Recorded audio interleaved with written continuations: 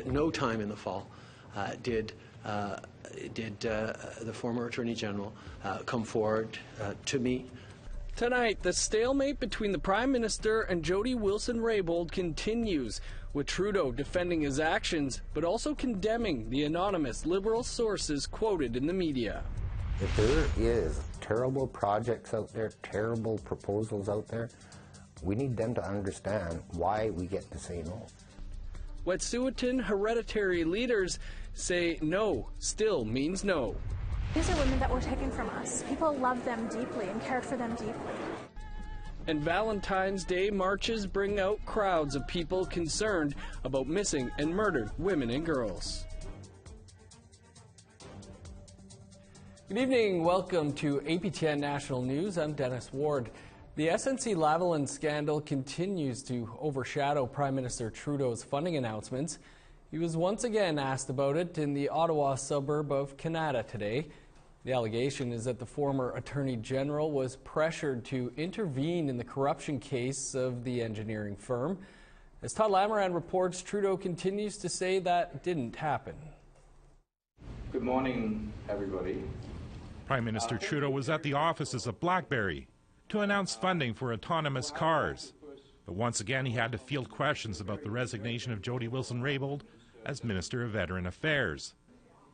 Today, Trudeau said Wilson-Raybould did ask him if he'd be directing her to make a decision following many discussions in government regarding SNC-Lavalin. He said no, it was entirely her decision on what to do.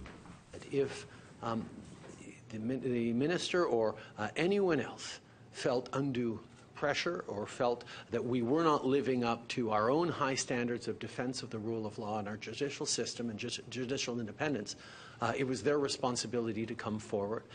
And at no time in the fall did the former Attorney General come forward to me and make those comments. Trudeau insisted the decision to shuffle Wilson-Raybould from Justice to Veteran Affairs was entirely due to Scott Bryson resigning from Treasury Board. If Scott Bryson had not stepped down from Cabinet, Jody Wilson-Raybould would still be Minister of Justice and Attorney General. The Prime Minister also felt he had to shut down rumors that Wilson-Raybould was difficult to work with and incompetent. The latest speculation came from the chair of the Justice Committee, Liberal MP Anthony Housefather. He said that Wilson-Raybould was shuffled out because she did not speak French. He immediately apologized on Twitter. Mr. Housefather's comments were wrong, and it was a good thing. I was pleased to hear him apologize for them. I also want to take this opportunity to add that there have been many comments published in the media and in various reports about the former Attorney General, about Jody Wilson-Raybould, that are absolutely unacceptable. The sexist comments, the racist comments that have been made by anonymous sources are unacceptable, and I condemn them in the strongest possible terms. Wilson-Raybould continues to use solicitor-client privilege as a reason to not comment. Thank you. Todd Lamoran, APTN National News, Ottawa. The British Columbia government and Wet'suwet'en hereditary chiefs announced they'll soon be starting a new reconciliation process. But this doesn't mean the chiefs are giving up their fight against the Coastal GasLink pipeline. Lori Hamlin has those details. Hereditary Chief Namox from Wet'suwet'en Nation in BC is at the center of opposition to the Coastal GasLink pipeline. We're not giving up anything. No still means no.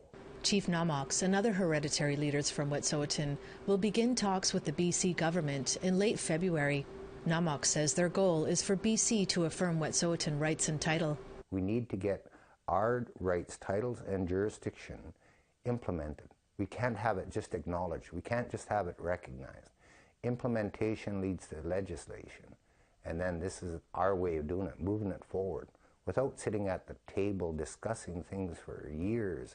The Coastal GasLink pipeline will bring fracked gas down from Dawson Creek, BC, to a processing plant in Kitimat. 190 kilometers of that pipeline is to run through Wet'suwet'en territory. Elected leaders from Wet'suwet'en First Nation approved the pipeline, but Wet'suwet'en traditional laws give hereditary chiefs jurisdiction over the entire territory. If there is terrible projects out there, terrible proposals out there, we need them to understand why we get to say no. We're not going to say no to everything. Chief Namok says the hereditary leader's stance against pipelines won't change, but that government-to-government talks do have to happen, so it'll be clear what power the Wet'suwet'en have over development in their territory. If we just walked in there and we wanted to be confrontational, I don't think we would get anywhere. We are going to move together forward positively, but don't focus on one project. Let's take this all in, view it with the right lens, have the discussion, and move forward. Lori Hamlin, APTN National News, Vancouver. A convoy of more than 100 vehicles is driving across the country to share their concerns with what they say is Ottawa's lack of support for the energy sector. The United We Roll convoy left Red Deer, Alberta Thursday and intends to drive all the way to Parliament Hill. The movement is protesting a lack of progress on the Trans Mountain pipeline expansion, as well as the carbon tax. The group plans to arrive in Ottawa by the end of the weekend for a rally on Parliament Hill on Tuesday. This next story has images that viewers may find disturbing. Indigenous Services says a medical doctor has been sent to Cat Lake First Nation in northwestern Ontario. The community declared a state of emergency because of a dire medical situation last month. The doctor arrived yesterday and will be treating individuals in need. Some 600 residents, including many children, are said to be suffering from bacterial diseases, lung infections, and rashes due to widespread mold. The chief of Cat Lake has said the community is in critical condition. Ottawa's Valentine's Day March was the 9th one held in the city. No doubt affected by a major snowstorm the day before, it was relatively small. About 24 people walked down Montreal Road in Ottawa's Vanier neighborhood. It's where the body of Jennifer Stewart was found in 2010 and where Mary Papatis went missing in 2017.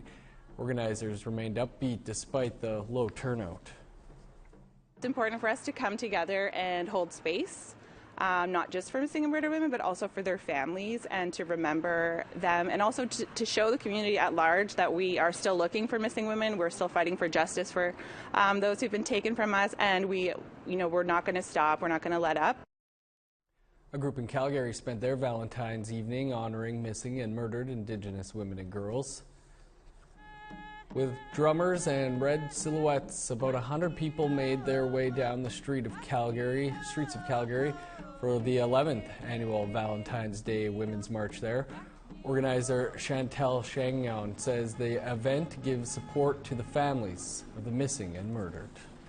The reason we chose Valentine's Day is because normally it's associated with love, and these are women that were taken from us. People loved them deeply and cared for them deeply. And in Winnipeg, dozens braved the cold to honor Manitoba's missing and murdered Indigenous women, girls, and Two-Spirit individuals. Friends, family members, and supporters marched while singing and drumming. They also held signs shaped like butterflies with the names of the missing and murdered. Kelly Houle spoke at an event before the walk with a message for the federal government. Keep looking for those missing and murdered, and not to shut those cases, and to look for those Two-Spirit people that are not mentioned too. The Manitoba Métis Federation is giving first-time home buyers a head start. That story more coming up.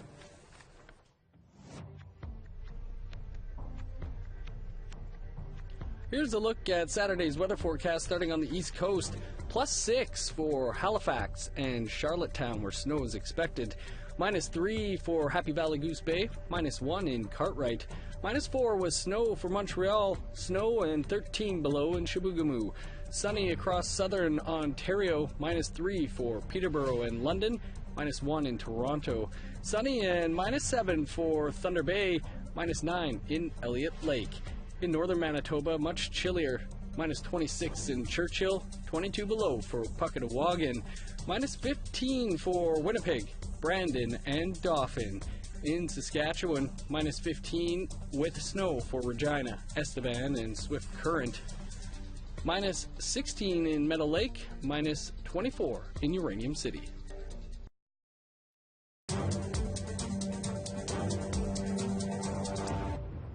Welcome back. More than 100 youth from 49 First Nations are in Thunder Bay this weekend. They're at a conference hosted by Anishinaabe Nation's Youth Council. This year's theme is Healthy Leaders for Healthy Futures. Workshops are focused on issues like how youth in isolated communities can protect themselves on the internet. Lyndon Waboos is at the conference. He's with the Oshkotisak Youth Council. What I find is important is that we're encouraging healthy leaders. Like we're trying to build that leadership skills for them, and trying to encourage them to speak out and create friends. That's probably the most important thing, just to get out of their comfort zone, and that's building the healthy futures, to me anyways. Exciting news for Métis people in Manitoba. The Manitoba Métis Federation has a new program set to roll out this spring. The MMF says this initiative is the beginning of a head start that was promised to the Métis back in 1870 that they didn't receive. APTN's Ashley Branson has the story. We're announcing today we're going to introduce the first $5 million grants of dollars that will be set aside for our families to buy their first home. The president of the Manitoba Métis Federation says that money is going into a new initiative called the Métis First Time Home Purchase Program. He says this program will help many hard-working Métis citizens buy their first home in Manitoba. Any Métis citizen with a citizenship card can make an application. Any citizen. So there's 36,000, I believe, new citizens that are registered right now. 18 over that is coming. Any one of those citizens can come make an application. In 1870, when the province of Manitoba was created, Métis leader Louis Riel negotiated a head start for his people. The Manitoba Act promised them a portion of such ungranted lands to the extent of 1,400,000 acres. This promise was broken and left unfulfilled for generations until now. This is the head start of 1870 that was stolen from us, you guys. The program is managed by the Louis Riel Capital Corporation and provides a non-repayable grant up to $15,000 for a down payment, plus up to $2,500 in closing costs. Chartrand says those eligible can apply at the corporation. We've indicated very clear to Capital Corporation, not only are you going to just take an application, you're going to help them find out what the challenges are of getting their loans. Chartrand says he hopes the program will assist around 400 Métis families this year. Darcy Fleury is the grandson to George Fleury, one of the founders of MMF in 1967. He hopes to be one of the first to receive funding to purchase his first home in Brandon, Manitoba. I think it's a big help because, like David mentioned about trying to scrap the money together to get your first payment down, it's a little hard, and it's going to help reduce a lot of stress, be able to help just kind of go forward. Ashley Branson, APTN National News, Winnipeg. Indigenous artists, knowledge keepers, and community builders are gathered in Montreal for the International Indigenous Music Summit. With more, here's Danielle Rochette.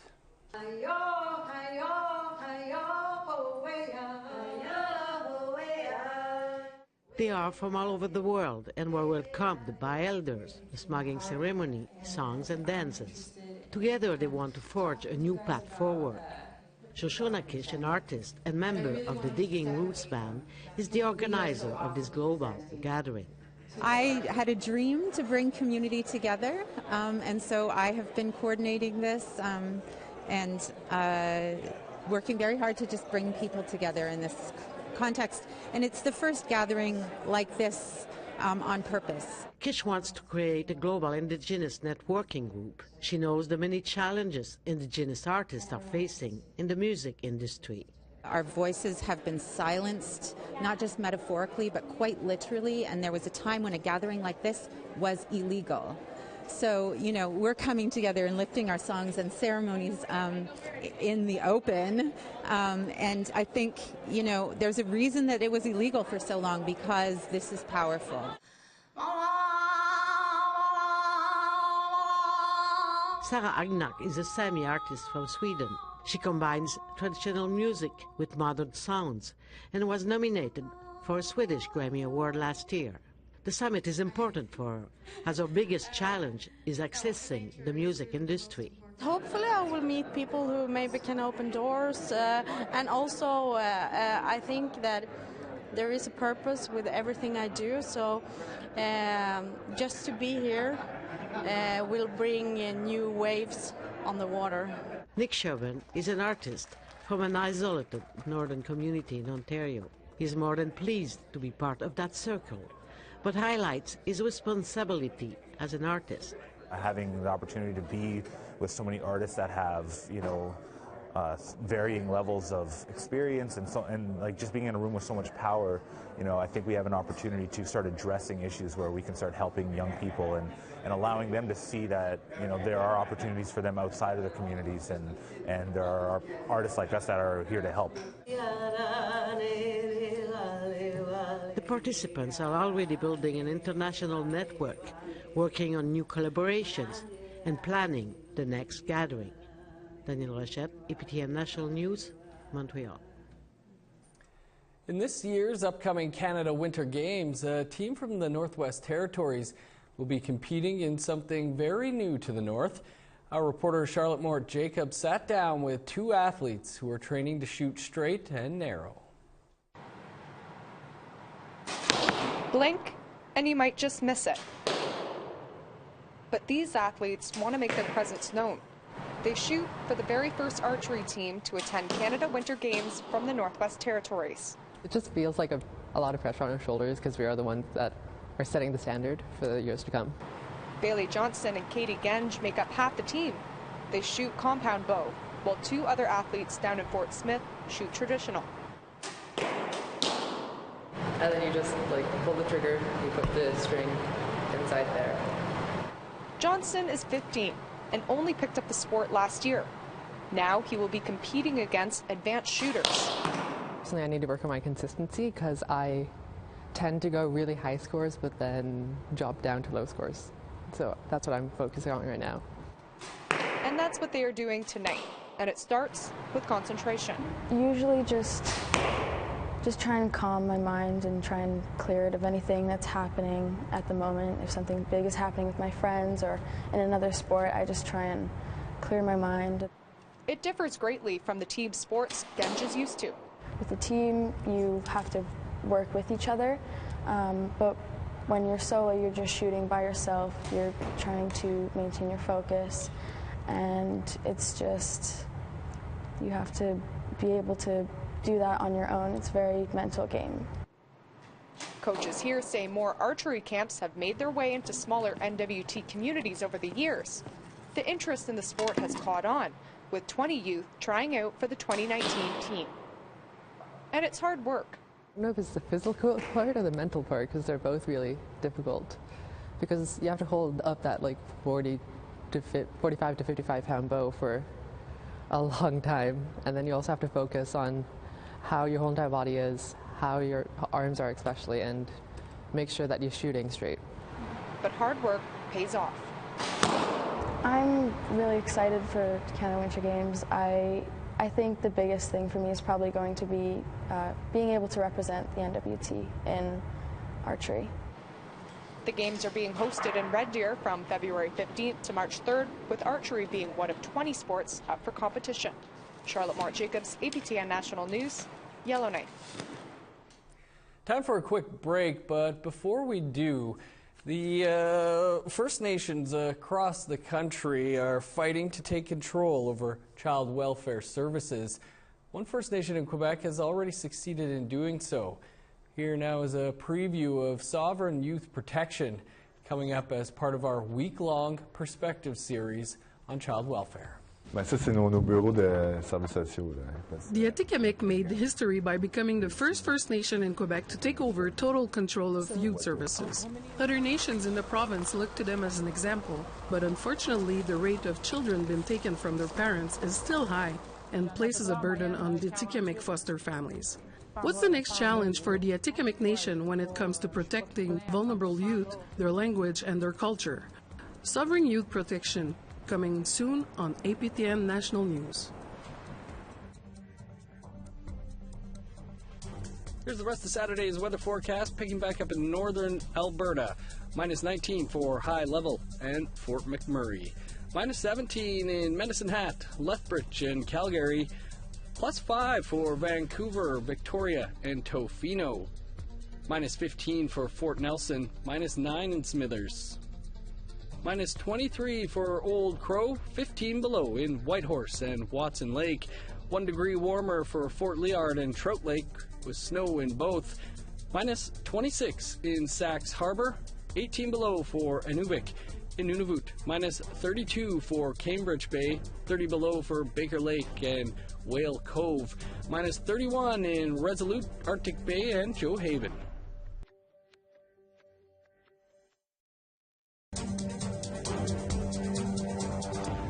Welcome back. 2 more Indigenous people became members of the Order of Canada earlier this week. The ceremony was held in Quebec City rather than Rideau Hall. And there, Edmund Metatawaban was honored. He's a former chief of the Fort Albany First Nation, but more notable for his work advocating for residential school survivors, in particular those who attended the notorious St. Anne's School in Ontario. He detailed his experiences there in his 2014 memoir, Up Ghost River. As well, Marjorie White became a member. She was key to creating support networks that evolved into the Friendship Center movement, and she founded the Circle of Eagles Lodge, a halfway home for clients coming out of the correctional system.